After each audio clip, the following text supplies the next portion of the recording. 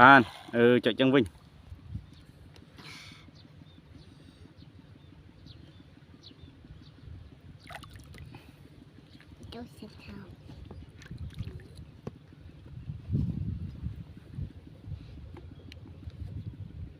Chạy.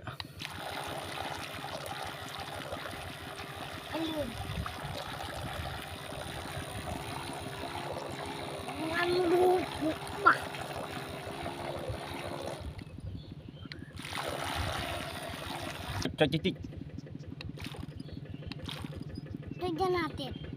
Chạy.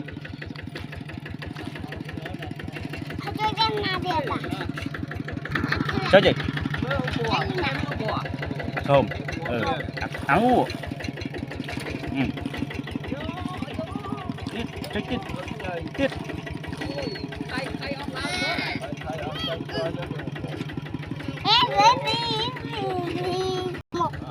Không.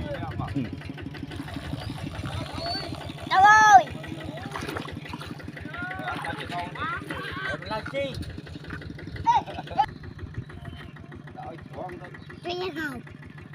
Lời mấy ấy. Chạy.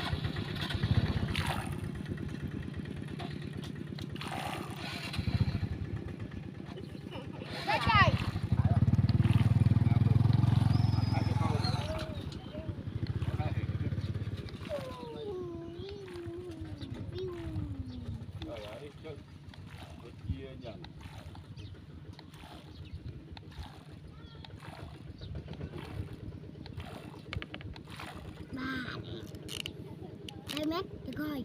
Tiền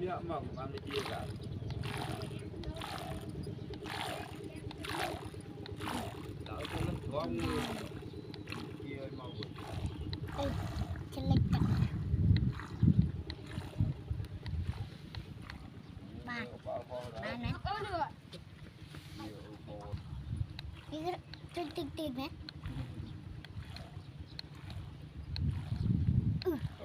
Đây rồi.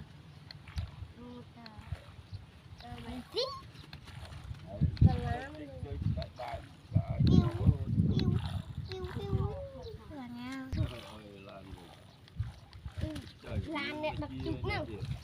Tục. Em đập tục.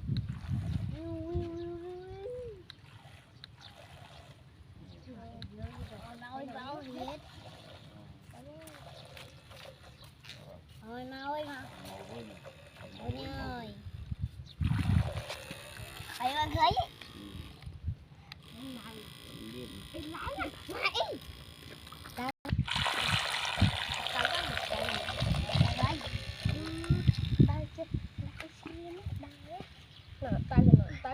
Bóc á.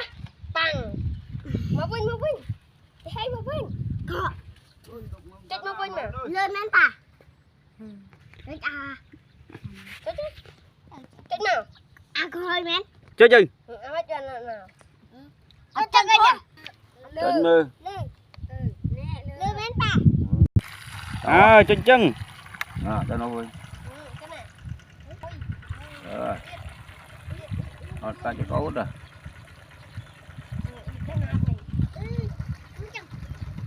Chơi chứ. Lá này đâu không? Ôi trời ơi. Đâu rồi. Qua lá này.